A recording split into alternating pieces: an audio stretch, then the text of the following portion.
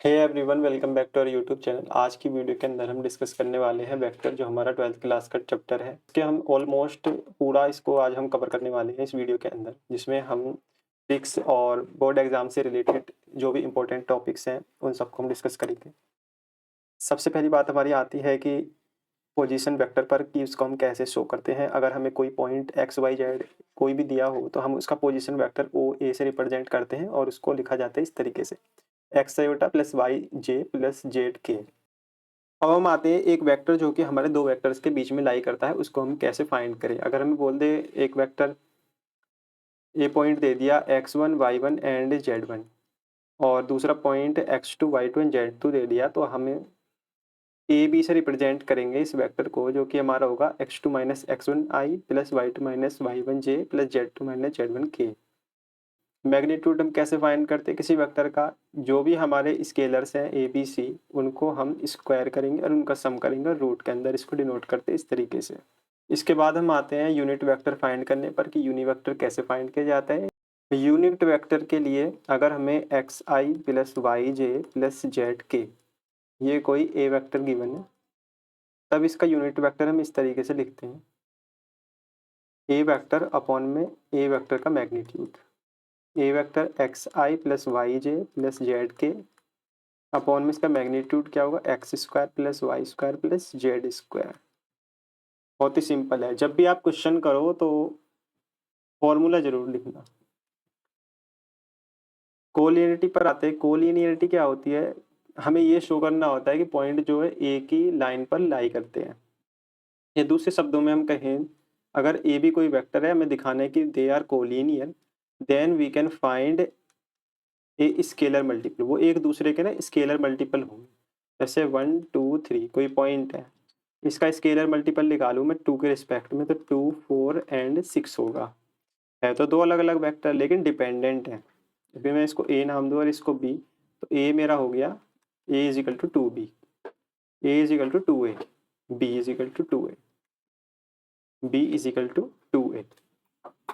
या आप इस तरीके से फाइंड कर सकते हैं, आई और जे के जो कंपोनेंट है उनको आप कंपेयर कर सकते हैं, तब भी आपको पता चल जाएगा डिवाइड करके जो आ रहा होगा, मतलब कि वो लैम्डा की वैल्यू आ जाएगी। इसके बाद हम आते हैं सेक्शन फॉर्मूला, जो कि हमारा इम्पोर्टेंट है लाइन के लिए। अगर हम लाइन के बीच में फाइंड करना है, कोई particular m comma n ratio में डिवाइड करता है अगर लाइन को, तो हम बीच में भी और आउटर भी दोनों तरफ फाइंड कर सकते हैं पॉइंट को। अगर ए बी हमें दो पॉइंट दे दिए जाए m कोमा n रेशो के लिए, तो हम p कोई अनदर पॉइंट फाइंड कर सकते हैं किसी भी रेशो के लिए जो कि हमें पूछा गया हो। अब आते हैं हम मिड पॉइंट पर। मिड पॉइंट के लिए हम ए और बी दो वेक्टर जो हैं उनके एक्स आई कंपोनेंट और जे एंड के कंपोनेंट्स जो हैं उनके जो भी स्केलर आ रहे हैं उनको सम करेंगे और उनको 2 से डिवाइड कर देंगे, तो हमें मिड पॉइंट मिलेगा। अब हम आते हैं पैरेलल वेक्टर पर। तो पैरेलल वेक्टर हम कहेंगे दो वेक्टर्स को कि वो पैरेलल है इफ ए क्रॉस बी उनका क्रॉस मल्टीप्लिकेशन अगर 0 हो जाए। क्रॉस मल्टीप्लिकेशन की ट्रिक क्या है कि आई जे के और ए जो वेक्टर है उसका a1 a2 and a3 and b1 b2 and b3, इस वेक्टर को सॉल्व करो। अगर ये 0 वेक्टर आ जाए तो समझ लो कि ये हमारा पैरेलल वेक्टर है। परपेंडिकुलर वेक्टर, अगर a डॉट भी हमारा 0 हो जाए, a डॉट भी 0 हो जाए यानी कि a इंटू a1 इंटू में b1 प्लस a2 इंटू में b2 प्लस a3 इंटू में b3 इज इक्वल टू 0 आ जाए, तो हम कहेंगे कि हमारा वेक्टर जो है परपेंडिकुलर्स हैं दोनों। ए और बी अगर दो वेक्टर्स हैं तो वो परपेंडिकुलर होंगे if they have dot product 0। इसको डॉट प्रोडक्ट बोलते हैं, इसको क्रॉस प्रोडक्ट बोलते हैं।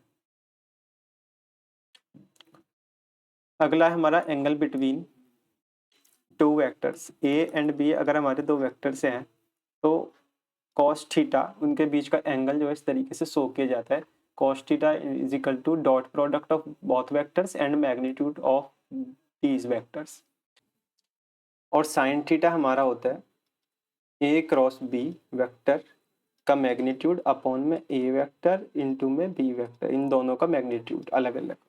इस तरीके से हम साइन थीटा को फाइंड करते हैं जब ये दोनों वेक्टर हमारे पैरेलल होते हैं। अब मैं बताता हूँ आपको पैरेलल और परपेंडिकुलर जो हो रहे थे हमारे, उसमें क्या रहा था।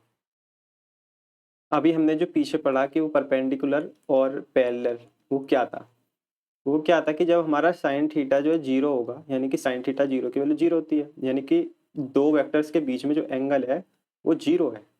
तो अब ये पैरेलल की कंडीशन है, तो यहाँ से इसीलिए हमारा ए क्रॉस बी जो है जीरो हो जाता है, क्योंकि साइन थीटा जीरो हो जाता है। और परपेंडिकुलर में क्या होता है, कॉस थीटा 90 डिग्री पे जीरो होता है, तो इसलिए यहाँ पे कॉस थीटा जब जीरो हो गया तो ये इधर जाके जीरो हो गया। ए डॉट बी जो है हमारा ये अगेन जीरो हो जाता है। ए डॉट बी जीरो कहाँ से आया, जब हमारा एंगल जो है थीटा वो 90 डिग्री यानी कि परपेंडिकुलर है, और साइन थीटा जीरो जीरो पर होता है, यानी कि जो पैरेलल है। इस तरीके से ये हमारे पैरेलल और परपेंडिकुलर आते दो वेक्टर्स। अब हम बात करते हैं स्केलर मल्टीपल की। तीन वेक्टर्स का इस प्रोडक्ट ए बी सी, अगर तीन वेक्टर दिए तो उनको मैं इस फॉर्म में लिख सकता हूँ, ए डॉट बी क्रॉस सी। आज जो हमने पढ़ा उसके अंदर हमने बेसिक फार्मूला पर पढ़ा पोजीशन वेक्टर का, कि ए अगर हमें पॉइंट दिया है एक्स बाई जेड तो उसका पोजीशन वेक्टर हम इस तरीके से लिखते हैं। और अगर ए बी की बात करें तो हम x two minus x one, y two minus y one, z two minus z one by multiply this corresponding axis x y x i j and k. Magnitude की बात करें तो जो स्केलर्स है उनका square and under root. Unit vector जो है, जो हमारा मैग्नीट्यूड है, वेक्टर के डिनोमिनेटर में लिख देते हैं। और डायरेक्शन कोसाइंस जो है ये मैंने अभी बताया नहीं आपको। इसमें क्या है कि ए वेक्टर अगर हमारा इस तरीके से है ए बी सी आई जे के साथ में, तो उसका जो एल डायरेक्शन कोसाइन होते हैं एल एम एन, 3 पॉइंट इस तरीके से इनको शो किया जाता है। एल जो होगा, जो हमने यूनिट वेक्टर फाइंड किया ना, वहां से जो हमारा आई का मल्टीपल है उसको एल, जे का मल्टीपल है उसको एम, और के का मल्टीपल जो होगा उसको हम एन से डिनोट करते हैं। उसी को हम डायरेक्शन कोसाइन बोलते हैं। सिंपल बात है, अगर आपको डायरेक्शन कोसाइन बोले तो आप यूनिट वेक्टर फाइंड करते हैं और उसके आई जे के कंपोनेंट है उन्हीं को एल एम एन नाम दे दो, डायरेक्शन कोसाइन होते हैं।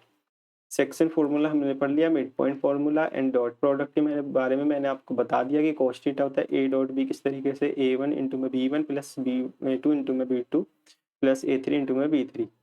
जीरो होता है, जीरो का मतलब perpendicular condition, and cross product अगर जीरो है तो ये हमारा होता है पैरेलल की कंडीशन। ये भी मैं आपको बता चुका हूँ दोनों फॉर्मूले। एंड स्केलर ट्रिपल प्रोडक्ट भी बता दिया मैंने, कोलिनियरिटी भी बता दी कि वो हमारा स्केलर मल्टीपल होगा एक वेक्टर दूसरे का। तो आज की वीडियो के अंदर इतना ही। अगर आपको इन टॉपिक्स से रिलेटेड वीडियो चाहिए, क्वेश्चन यानी कि प्रॉब्लम्स, तो मुझे कमेंट में बताएं।